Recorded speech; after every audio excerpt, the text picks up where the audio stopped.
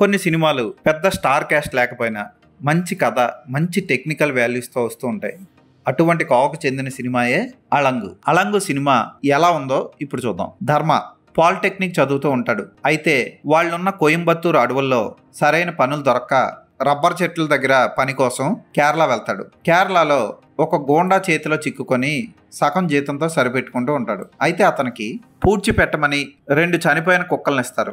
అందులో ఒక కుక్క బతికుండడం చూసి దాన్ని పెంచుకుంటాడు. దానికి కాళీ అని పేరు పెట్టుకుంటాడు. కాళీకి ధర్మకి మంచి అనుబంధం ఏర్పడి ఒకళ్ళ నదిలో ఒకళ్ళు ఉండలేనంత మంచి ఫ్రెండ్స్ అవుతారు. కాళీని ధర్మ ఇంట్లో వాళ్ళ తల్లి, చెల్లి కూడా ప్రేమించడం మొదలు పెడతారు.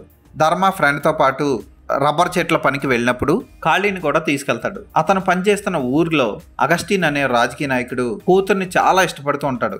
9 ఏళ్ళు అతని కూతురు అంటే అతనికి ప్రాణం. కూతురు డిస్టర్బ్ అవుతుందని రోడ్డు మీద అనౌన్స్మెంట్లను బలవంతంగా ఆపించేస్తూ ఉంటాడు.